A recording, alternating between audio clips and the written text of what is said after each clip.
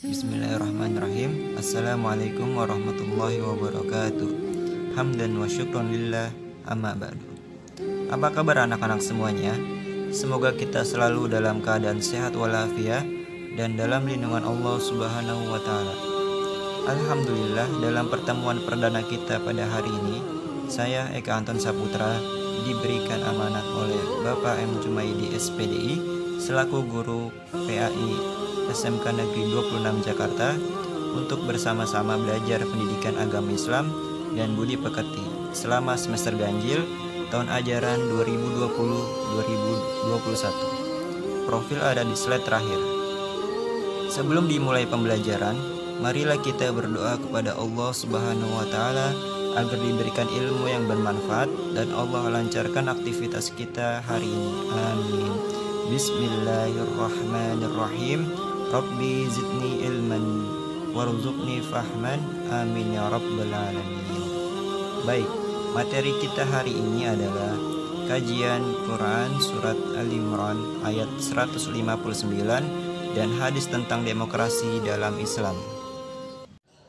Baik, dalam slide ini, sebelum kita mempelajari tentang demokrasi dalam Islam lebih dalam, alangkah baiknya kita mengetahui terlebih dahulu nih, apa sih kata demokrasi itu? Kata demokrasi dalam bahasa Yunani terbagi menjadi dua kata, yaitu demos yang berarti rakyat dan kratos yang artinya pemerintah. Tujuan dari demokrasi adalah untuk menciptakan kehidupan masyarakat yang sejahtera, adil, makmur dengan konsep yang mengedepankan keadilan, kejujuran, dan keterbukaan. Contohnya, pada rapat DPR atau Dewan Pimpinan Rakyat, di situ menyatukan suara dan pendapat demi terciptanya kemaslahatan bersama. Baik, di sini kita akan membaca Quran surat Al-Imran ayat 159. Mari kita baca bersama-sama. A'udzu billahi minasyaitonir rajim. Bismillahirrahmanirrahim. فبما رحمة من الله لنت لهم ولو كنت فظا غليظ القلب لانفضوا من حولك فاعف عنهم واستغفر لهم وشاورهم في الأمر فإذا عزمت فتوكل على الله Innallaha yuhibbul mutawakkilin. Shadaqallahul azim. Yang artinya, maka berkat rahmat Allah engkau Muhammad berlaku lemah lembut terhadap mereka. Sekiranya engkau bersikap keras dan berhati kasar, tentulah mereka menjauhkan diri dari sekitarmu.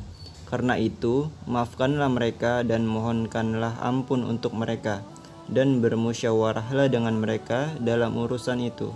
Kemudian apabila engkau telah membulatkan tekad, maka bertawakallah kepada Allah. Sungguh Allah mencintai orang-orang yang bertawakal.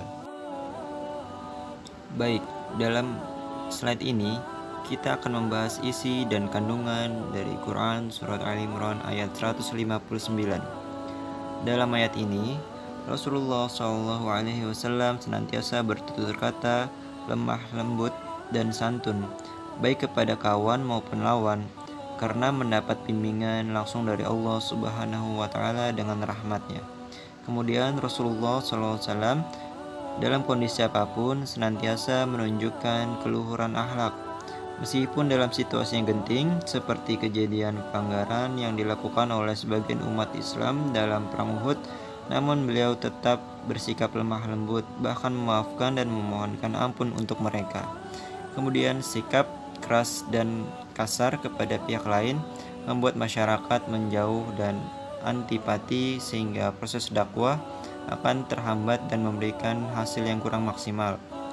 Kemudian perintah kepada Rasulullah SAW agar senantiasa bermusyawarah dengan para sahabat dan pihak lain yang memiliki kompetensi untuk hal-hal yang perlu dimusyawarahkan, seperti masalah sosial, kemasyarakatan, politik, ekonomi, dan masalah lainnya.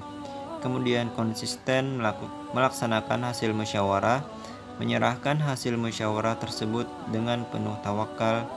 Kemudian perintah untuk saling memaafkan apabila musyawarah sudah selesai, termasuk segala hal yang tidak mengenakan selama musyawarah berlangsung. Sikap dan perilaku yang mencerminkan pengamalan ayat dari Quran Surat Ali Imran ayat 159. Yang pertama, mengedepankan sikap lemah lembut, menghindari tutur kata yang keras dan sikap keras kepala. Jadi, kita sebagai seorang muslim haruslah bersikap lemah lembut kepada teman, kepada sahabat, kepada orang yang kita cintai, khususnya kepada orang tua ya. Lalu tidak boleh berkata kasar kepada semua orang. Kemudian selalu bersedia memberi maaf dan berlapang dada kepada orang yang berbuat kesalahan. Jadi jika ada yang membuat kita marah atau kesal, lalu orang itu meminta maaf, maka maafkanlah orang itu. Mungkin dengan itu, orang tersebut tidak akan lagi berbuat salah kepada kita karena kedewasaan kita memaafkan semua orang. Kemudian berusaha memecahkan masalah umat dengan cara bermusyawarah. Kemudian menghargai pendapat orang lain dan tidak memaksakan kehendak dalam musyawarah. Kemudian berusaha konsisten dengan hasil musyawarah dan mengimplementasikannya atau mengaplikasikannya atau melaksanakannya dengan penuh kesungguhan. Kemudian mengutamakan kepentingan bersama di atas kepentingan pribadi dan menjunjung semangat kekeluargaan serta kebersamaan. Nah, di sini ada hadis tentang demokrasi dalam Islam yang berbunyi dari Al-Zuhri, dia berkata, telah mengabarkan kepadaku Abu Salamah bin Abdurrahman bahwa Aisyah radhiyallahu ta'ala anhu, istri Rasulullah SAW, menggambarkan kepadanya bahwa Rasulullah SAW pernah mendatangi Aisyah ketika Allah Subhanahu wa Ta'ala menyuruhnya untuk memilih cerai atau tetap bersama pada istrinya. Beliau memulai denganku. Beliau bersabda, saya hendak memberitahukan kepadamu hal yang sangat penting. Karena itu, janganlah kamu terburu-buru menjawabnya sebelum kamu bermusyawarah dengan kedua orang tuamu. Dari Aisyah berkata, beliau tahu benar, kedua orang tuaku tidak akan mengizinkanku bercerai dengan beliau. Dia Aisyah melanjutkan, kemudian beliau bersabda, sesungguhnya Allah berfirman, wahai Nabi, katakanlah kepada istri-istrimu bahwa selesai 2 ayat. Aisyah berkata, katakanlah kepada istri-istrimu, apakah untuk yang seperti ini aku harus bermusyawarah dengan kedua orang tuaku? Sudah tentu aku menghendaki Allah dan Rasulnya serta kampung akhirat. Hadis riwayat Bukhari. Baik, slide selanjutnya adalah kandungan makna hadis. Yang pertama, Rasulullah Shallallahu Alaihi Wasallam selalu mengajak istri-istrinya untuk bermusyawarah terlebih dahulu dalam hal-hal yang penting dan sangat menghargai pendapat istri-istrinya. Kemudian Rasulullah SAW memberikan pilihan kepada istri-istrinya untuk tetap hidup bersama atau bercerai jika mereka menghendaki kemewahan duniawi.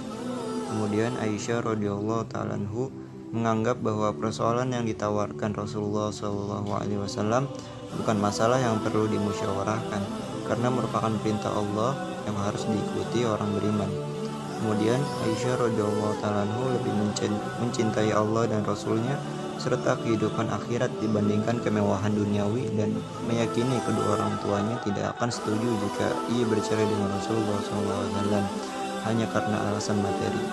Kemudian Aisyah radhiyallahu ta'ala anhu merupakan istri yang paling pertama ditawarkan pilihan tentang hal tersebut sebelum istri-istri yang lain.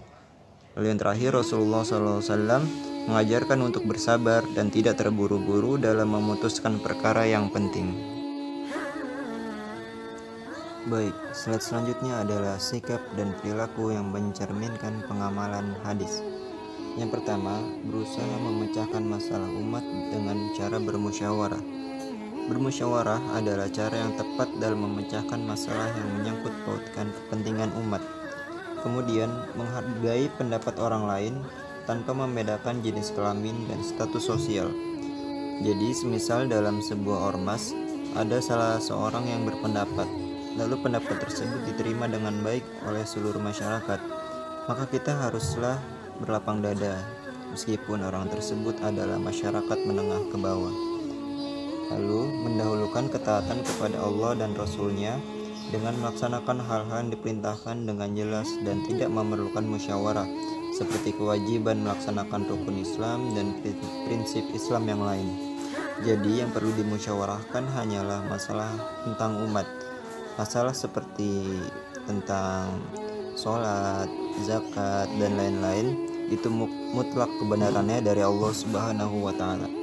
Lalu yang terakhir, berusaha bersabar dan tidak terburu-buru dalam memutuskan perkara yang penting. Baik, dalam slide ini kita akan membahas penjelasan Quran Surat Ali Imran ayat 159 dan hadis tentang demokrasi dalam Islam. Rasulullah SAW selalu mengajak bermusyawarah para sahabat jika menghadapi masalah, untuk memantapkan hati dan menyemangati mereka dalam menjalankan pokok-pokok penting kehidupan. Setelah musyawarah menghasilkan kesepakatan, kita harus berpegang teguh pada hasil tersebut, memohon pertolongan Allah Subhanahu wa Ta'ala dan bertawakal kepadanya dalam melaksanakan hasil musyawarah tersebut. Dalam keadaan seperti ini, semua orang yang terlibat dalam musyawarah harus tetap memegang amanah untuk menjalankan keputusan musyawarah dan tidak boleh ada yang berkhianat. Ada 3 sifat dan sikap yang diperintahkan untuk melaksanakan sebelum bermusyawarah, yaitu berlaku lemah lembut, tidak kasar, dan tidak berhati keras. Selanjutnya, sikap yang harus diambil setelah bermusyawarah adalah memberi maaf kepada semua peserta musyawarah, apapun bentuk kesalahannya. Diharapkan tidak ada lagi sakit hati atau dendam yang berkelanjutan di luar musyawarah, baik karena pendapatnya tidak dikoordinir atau karena sebab lain. Baik, slide selanjutnya adalah hikmah dan manfaat musyawarah. Yang pertama, mengurangi kesalahan dalam mengambil keputusan karena dirumuskan oleh banyak orang dengan jalan musyawarah. Kedua, dapat memberikan kontribusi yang nyata bagi sesama melalui kritik dan sumbang saran dalam proses musyawarah, sehingga terjaga hak setiap individu sebagai anggota masyarakat. Ketiga, terbebas dari pandangan diskriminatif terhadap orang lain yang berbeda jenis kelamin ataupun status sosial, serta terwujudnya kebersamaan dalam menghadapi berbagai masalah yang timbul dalam masyarakat. Keempat, terbiasa memberi maaf dan berlapang dada ketika pendapatnya tidak diambil sebagai keputusan musyawarah, serta tetap tunduk dan patuh pada hasil musyawarah. Terakhir, terciptanya budaya saling memahami, menghargai, dan memaafkan sehingga mendukung terwujudnya kehidupan masyarakat yang harmonis dan beradab. Oke, sampailah kita pada penghujung slide, yaitu kesimpulan. Allah Subhanahu wa Ta'ala dalam Quran Surat Ali Imran ayat 159 menjelaskan bahwa setiap manusia hidup di dunia tidak terlepas dari problem dan persoalan yang dihadapi. Untuk itu, mereka harus dapat memecahkan masalah tersebut. Adapun cara menyelesaikan persoalan hidup dalam Quran Ali Imran ayat 159 dijelaskan harus dengan mencontoh dan mengambil teladan dari Nabi Muhammad SAW, yaitu dengan cara lemah lembut berdasarkan rahmat Allah Subhanahu wa Ta'ala. Setiap persoalan diselesaikan dengan jalan musyawarah. Baik, mungkin cukup sekian penjelasan dari Bapak. Jika ada pertanyaan, silahkan tanya di kolom komentar ya. Mari kita tutup pembelajaran ini dengan doa kafaratul majelis. Subhanakallah wa bihamdika asyhadu an la ilaha illa anta astaghfiruka wa atubu ilaik. Kurang lebihnya mohon maaf. Akhirul kalam. Wassalamualaikum warahmatullahi wabarakatuh.